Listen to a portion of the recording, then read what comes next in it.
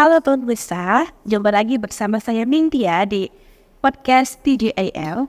Kali ini saya kehadiran Ibu Umi. Selamat siang Ibu. Selamat siang. Dan Ibu Ferestuti. Selamat siang.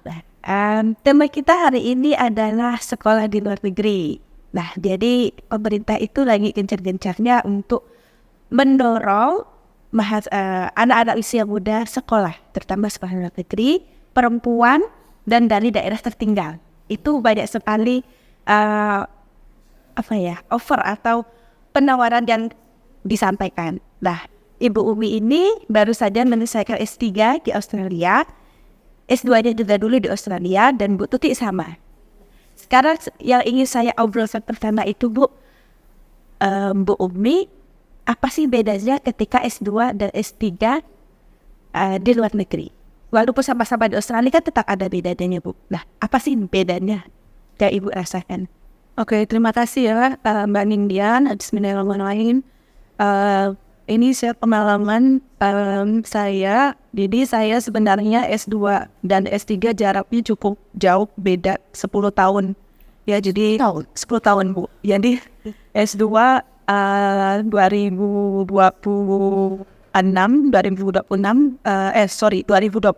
tamat 2029 maksudnya. Kemudian kemarin mulai S3 2019 sampai 2023 awal lainnya.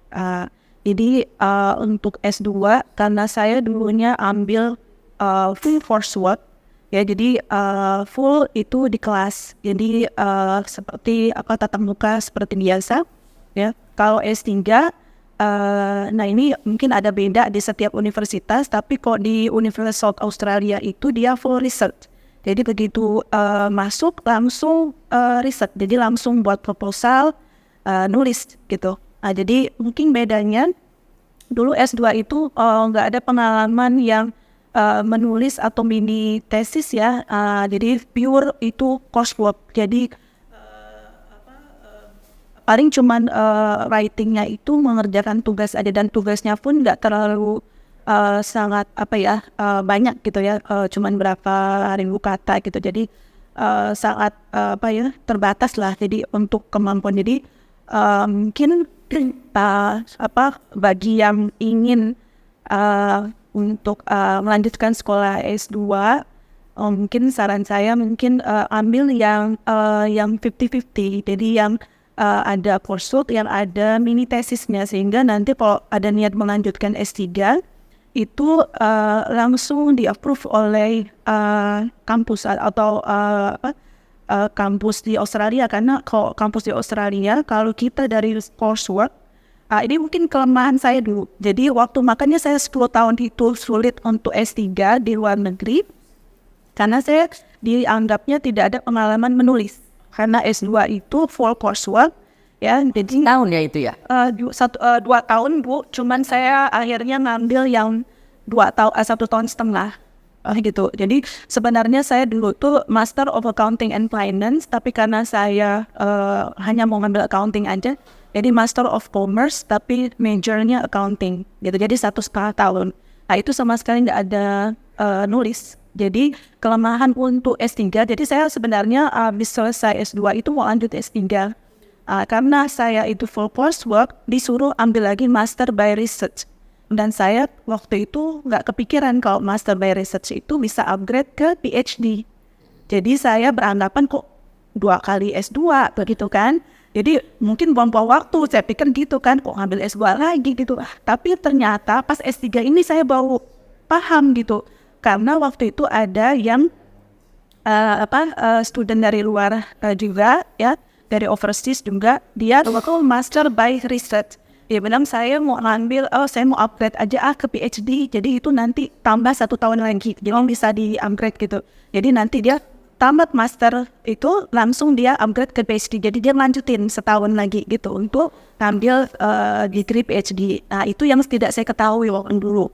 Jadi sebenarnya bisa di-upgrade gitu itu. Nah, itu mungkin informasi itu yang saya miss gitu. Jadi mungkin nanti bisa kalau mau melanjutkan, ada rencana mau melanjutkan sampai S3, lebih baik pilih yang ada mini tesisnya atau ada yang nulisnya sedikit gitu. Nah itu aja ininya. Beda itunya. Nah, Kalau Bu Tuti gimana Bu? Nah, kalau saya S2-nya itu sudah mixed mood. 1 tahun coursework, 1 tahun tesis.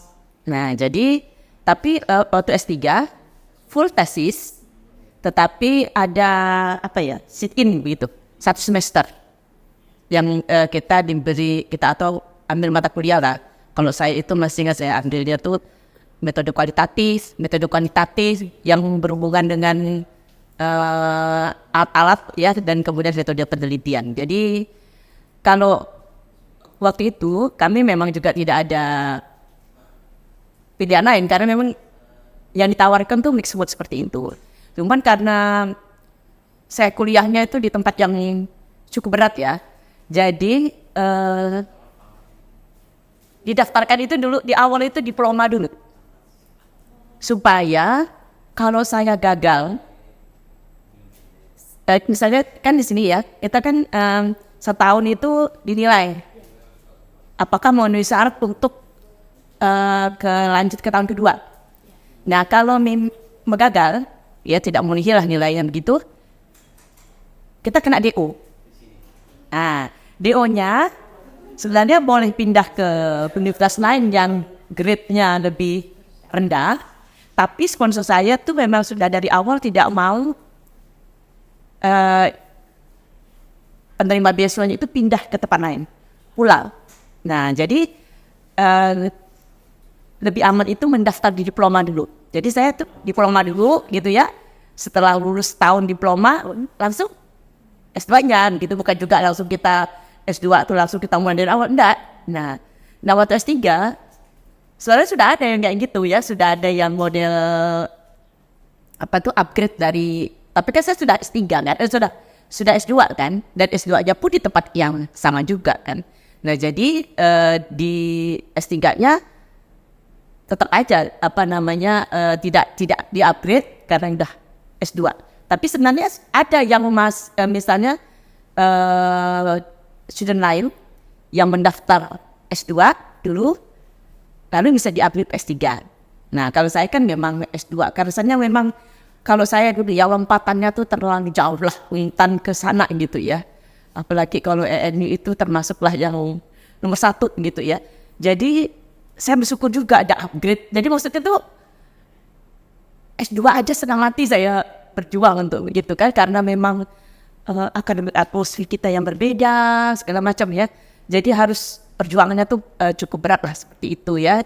Jadi dengan mengikuti diploma dulu, kemudian S2 gitu, saya tertolong ya melewati masa itu. Nah seperti itu. Kalau Bu Umi ada nggak 1 semester yang Bu Tuti harus masuk untuk mata fundamental PN gitu di S3-nya, atau langsung pure riset saja? Jadi sebenarnya dari awal saya memang udah tahu ini full riset ya. Jadi waktu awal itu pas datang langsung ada, sebelum datang sebenarnya karena supervisornya ini sangat ini Bu, istilahnya dia schedule-nya ketat. Jadi sebelum saya datang tuh saya rencana datang tanggal sekian, udah ada jadwal saya meeting dengan beliau. Jadi saya meeting dengan beliau tuh pas saya datang besok bisa langsung meeting dengan beliau. Jadi ketika meeting itu dijelaskan jadi sebenarnya temanya ini proposalnya udah ada, cuman proposal yang saya buat itu tidak dipakai sama sekali. Jadi saya mulai dari from scratch gitu. Jadi awal benar. Jadi baca banyak artikel, kemudian buat pulang proposal itu ya, sampai diberi waktu setahun itu diberi waktu. Nah itu jadi saya juga melihat pengalaman dari teman-teman yang pernah gagal waktu proposal. Ada ini kan jadi yang menentukan itu sebenarnya di proposal defense itu. Jadi kalau itu gagal otomatis pulang. Jadi kok proposalnya gagal udah nggak lanjut tuh. Jadi saya waktu itu dapat pengalaman dari teman yang gagal proposal. Jadi dia tekankan kalau misalnya supervisor kita itu tidak sejalan dengan apa yang kita inginkan, maksudnya proposal itu lebih baik ganti supervisor dari awal gitu ya. Jadi jangan kita ngikutin tapi kita nggak sehati dengan supervisor. Jadi karena menurut S3 ini kalau full riset itu supervisor kita yang sangat menentukan istilahnya keberhasilan kita ke depan. Karena kalau nggak beliau cek, baca, ya, kemudian lihat, kemudian beliau nggak setuju, artinya kita harus ulang terus gitu tulisan itu kan sampai apa yang dia inginkan gitu.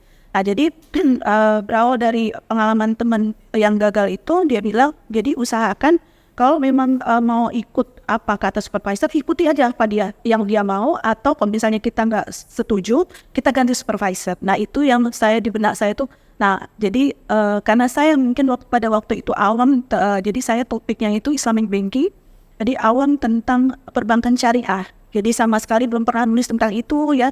Jadi saya hanya lihat banyak di berita-berita waktu itu banyak yang bermasalah di perbankan syariah, NPL-nya tinggi mungkin ini ide bagus nih buat ini ya riset Senkel, dan itu isunya Indonesia karena waktu itu bank syariah pertama yang ada yaitu kurang banyak peminat kalau saya baca dari koran-koran ya. Jadi mungkin itu isu bagus gitu. Nah, saya angkat isu Islamic Banking itu. Nah, jadi inti pentingnya adalah di setahun pertama itu. Jadi tahun pertama itu dia sarankan saya, walaupun tidak ada kelas tadi sama kayak Bektuti bilang, jadi saya itu di sana itu ada workshop. Jadi workshop itu silahkan siapa yang mau yang ingin meningkatkan pengetahuan atau misalnya ingin refresh ya pengetahuan tentang misalnya metodologi penelitian atau misalnya tentang alat-alat ya statistik kuantitatif atau misalnya tentang analisis ya NVivo, alat-alat SPSS nah itu free, jadi kita bisa sit in waktu itu. Tapi saya kebanyakan waktu itu online karena udah COVID kan 2020 itu, jadi banyak kelas yang online, jadi zoom aja itu waktu itu. Jadi disarankan untuk ikut itu, tapi nggak wajib gitu, jadi terserah gitu. Tapi memang saya dengan ada kesempatan itu saya langsung semua sit in di setiap untuk yang metodologi, yang alat yang penting yang untuk untuk dipakai pada saat saya ini. Jadi kan waktu awal-awal sambil ikut sit in itu workshop itu sambil nulis gitu proposalnya. Jadi ikutin apa kata supervisor ya. Jadi sama sekali nggak ada saya berpikiran juga karena saya pengetahuan tentang perbankan syariah itu sangat minim dan beliau itu adalah praktisi di perbankan walaupun konvensional. Jadi tahu sampai istilahnya karena pernah bekerja ya, jadi mendapatkan itunya. Jadi karena dilihatnya saya itu belum pernah bekerja di perbankan dan pengetahuan tentang perbankan syariah sangat minim, saya disuruhnya magang juga. Jadi begitu saya pulang, saya disuruh magang 1 bulan waktu itu saya mintanya saya pelamar magang itu di Bank Muamalat. Jadi selama sebulan begitu saya liburan tuh sebulan pulang itu saya magang di Bank Muamalat gitu. Jadi mau tahu dari pagi sampai ini ya sore lihat apa saja, misalnya dari teller, dari itu jadi kayak observasi gitu ininya. Jadi ketika saya pulang saya harus tulis apa yang sudah saya lakukan sebulan itu. Nah itu dijadikan sebagai apa yang masih jadi menemukan research problem gitu Bu. Jadi dari situ apa yang lemah, apa yang perlu ditingkatkan. Jadi karena kalau UNSN itu dia kan linknya ke industri. Jadi dia berusaha untuk setiap kalau ada research project itu menyelesaikan masalah industri. Jadi dia menanya saya, apa masalah perbankan syariah di Indonesia? Kamu harus tahu apa research problemnya yang butuh kita perbaiki dari sekecil tesis ini gitu ya, untuk perbaiki sedikit lah gitu untuk supaya ada perbaikan gitu. Nah dari situlah itu. Jadi sangat memang kalau saya lihat supervisor saya ini sangat detail Bu. Jadi kalau kita itu di skill-skillnya tuh diajarkan sampai ke akar-akar. Jadi dia nggak mau melepas kita belum ready menurut dia. Jadi sangat perfeksionis gitu. Jadi maka dari itu saya disuruh magang sampai harus tahu seluk-beluk ini ya sehingga dapat feel-nya gitu loh untuk nulis tentang itu gitu. Jadi ada kelas yang secara sukarela kita itu, tapi memang saya masuk setiap kelas itu supaya dapat karena udah 10 tahun ya Bu, udah mau refresh lagi pengetahuan tentang itu gitu. Jadi dapat kesempatan itu ya. Tapi menarik ya Bu, ternyata riset itu tidak hanya soal menulis, tetapi turut ke lapangan deh kali ini. Ya. Bahkan Bu Umi pun ya notabene dia sudah sekian tahun menjadi dosen gitu kan, itu tetap harus sampai magang 1 bulan gitu. Ibaratnya itu kalau ada zaman sekarang kayak LKM gitu kan Bu, jadinya supaya tahun lapangan. Ya, supaya tahun lapangan. Sebenarnya kan itu kan istilahnya untuk riset problem kita harus tahu lapangan ya. Itu tidak cukup dengan data-data aja ya, data-data sekunder ini tuh gitu. Jadi diajarkan semua skill-skillnya, bahkan sambil untuk mengambil datanya pun diajarkan teknik untuk menginterview. Itu jadi saya disuruh waktu itu interview, ada jadi kayak saya tidak ada instrumennya, jadi saya disuruh sebelum saya pergi ke lapangan dia mau tahu dulu skill interview saya. Jadi dites dulu Bu. Jadi saya disuruh interview beberapa untuk pilot studinya, beberapa ada student dulu mantan studennya dari dari Kuwait, kemudian satu dari Jordan tentang perbankan syariah ini. Jadi saya seolah-olah saya menginterview responden dari Indonesia gitu. Jadi dia memberikan masukan dan itu di waktu itu nge-zoom sama-sama, supervisor hadir. Jadi Kak Umi, kamu kelemahan di sini, kamu tuh harus kayak gini, nanyanya harus kayak gini gitu. Dia belum puas tuh, 2 orang itu belum puas, akhirnya dia sendiri dan supervisor juga yang notabene juga non muslim ya, tapi dia bilang waktu pertama kali saya ketemu itu, orang sana kalau bimbing kita tuh all out, jadi dia harus tahu walaupun dia non muslim, dia baca Al-Quran. Jadi dia waktu pertama kali ketemu saya, Umi, dia bilang gitu, saya baca ini, jadi dia tunjukkan saya tuh Al-Quran terjemahan bahasa Inggris, dan itu dikasih oleh mantan studennya yang dari Kuwait itu Bu, karena waktu dia itu dari UK itu pindah ke Australia. Jadi di UK itu dia beberapa kali membimbing yang topiknya Islamic Finance. Jadi dia pengalaman untuk bimbing yang topik Islamic Finance itu udah pengalaman. Jadi makanya dia mau terima saya waktu itu. Nah dari situ jadi memang dia sangat detail gitu ya. Jadi sampai skill-skill untuk mengambil data, interview tuh. Jadi dia sampai ini Bu, pura-pura kayak teller atau customer service dipakai kerudung Bu. Jadi waktu dia interview semua jadi dia pura-pura pakai kerudung gitu. Saya panggil namanya, no I'm not itu. Jadi dia tidak mau panggil saya namanya. Saya salah satu teller di ini bank ini, dia bilang gitu kan. Jadi dia pura-pura kayak kayak kita simulasi gitu Bu. Dia adalah teller di ini. Dan dia sangat mempersulit saya. Jadi dia kalau saya tanya I don't know. Jadi kan sulit untuk supaya tahu bagaimana cara bertanya, supaya orang bisa bagaimana cara menggali pertanyaan. Kalau misalnya ada responden yang sulit untuk kita minta keterangan lebih lanjut. Jadi jawabannya cuma singkat no atau yes kayak gitu. Jadi terus itu akhirnya juga saya sama co-supervisor juga, akhirnya baru dia yakin oke. You are ready katanya gitu. Nah itu dia karena saya bisa akhirnya dia ngomong gitu. Nah jadi makanya dia approve nih, boleh segera gitu ada data gitu. Yang paling challenging yang melibat data itu apa Bu? Jadi sebenarnya kalau mungkin setiap orang pengalamannya beda-beda ya. Saya challengingnya itu karena saya dapatnya dia itu sangat perfeksionis ya.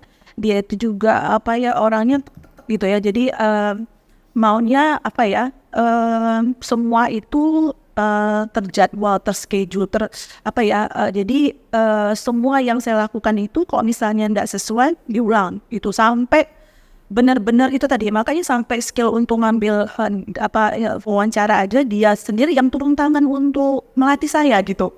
Untuk itu karena mungkin belum pernah ada pengalaman untuk wawancara gitu kan, untuk supaya menggali informasi itu banyak gitu lebih lanjut. Nah, jadi memang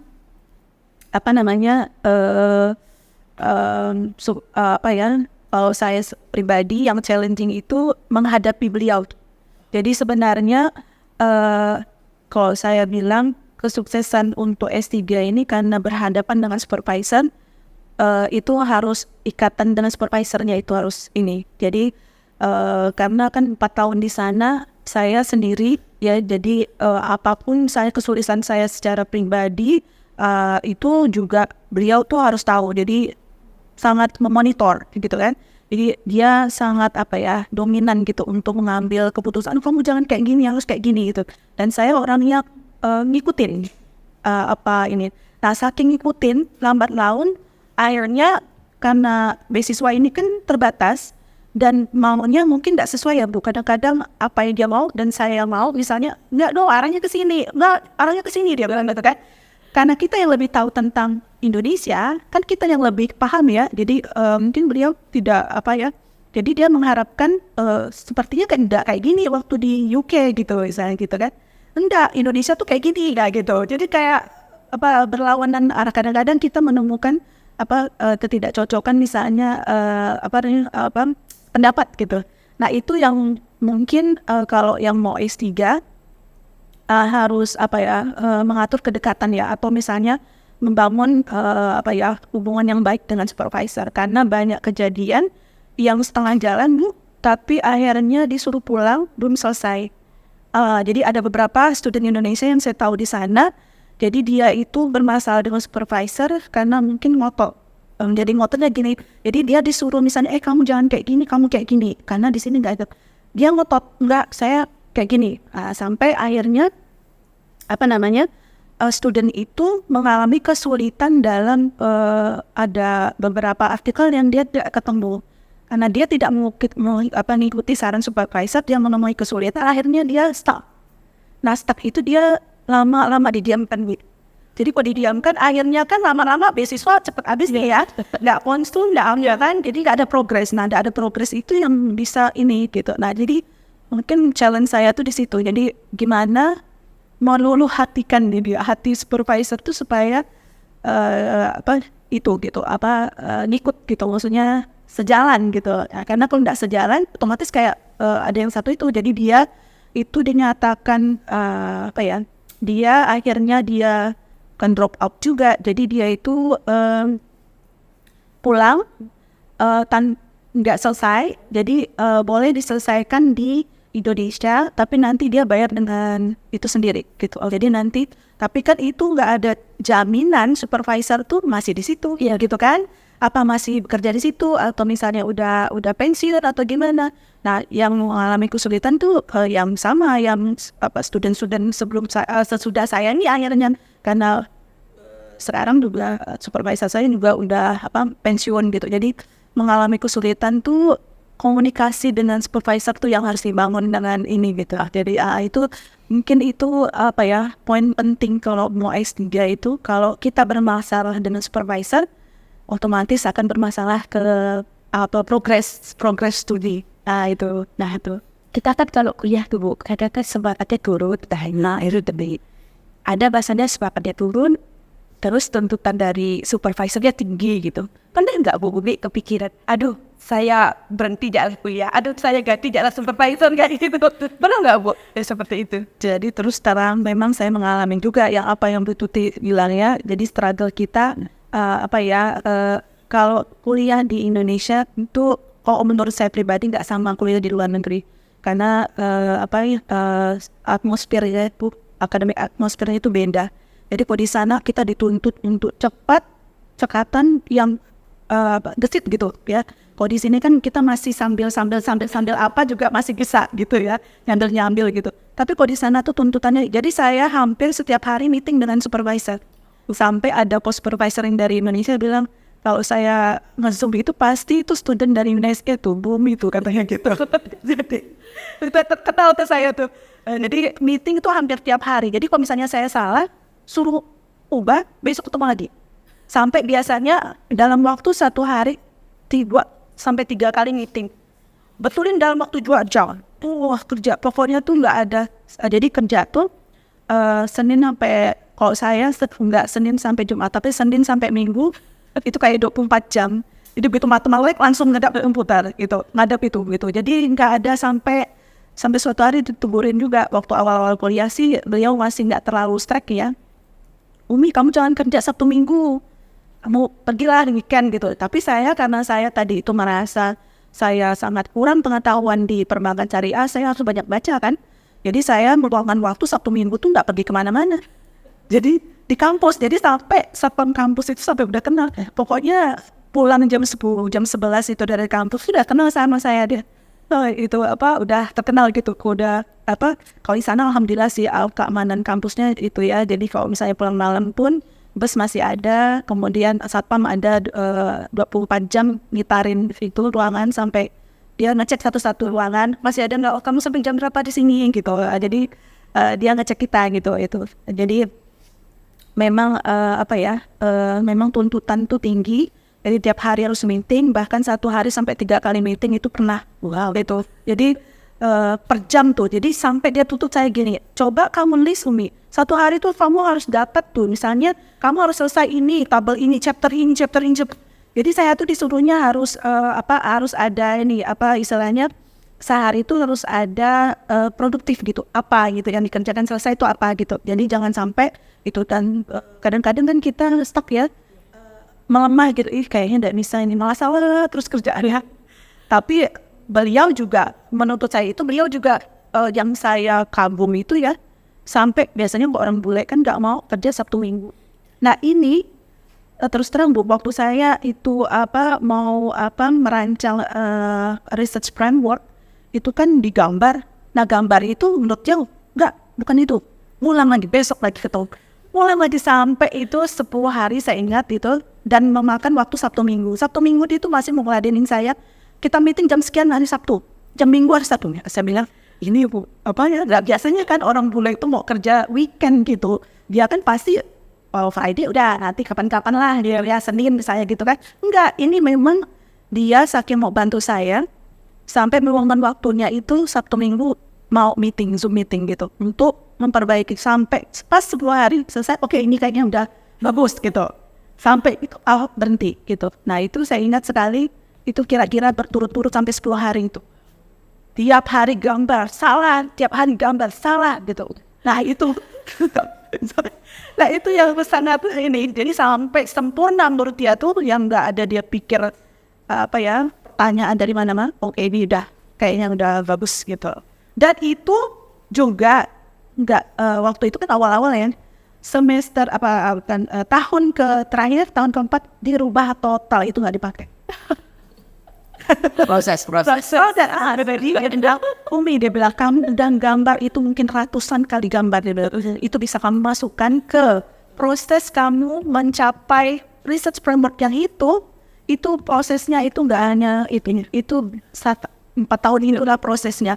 Jadi yang saya kesulitan 10 hari itu gambar itu nggak dipakai, jadi gambar ngulang lebih terakhir di tahun terakhir tuh, bayangkan. Jadi itu agak beda kan dengan pengalaman saya itu. Kalau di sana itu kita selalu dibilang gini, this is your thesis, not your own supervisor thesis. Jadi kita tuh kayak kolega dengan supervisor. Jadi saya bertemu dengan supervisor itu setahun itu paling berapa kali gitu ya. Jadi seperti itu. Kemudian itu dia baca gitu ya, tapi kita juga harus punya prinsip gitu. Jadi kita harus, because this is your own thesis, not my thesis gitu ya. Itu dari di awal tuh sudah ditanamkan seperti itu. Tapi kalau keterampilan memang kita peroleh dari ya tadi kan kuliah kan. Misalnya kuliah waktu ambil metode kuantitatif, kita kan rasanya tuh seluruh metode itu biar kita pakai tuh kita belajar gitu kan. Kualitatif kita wawancara segala macam di situ.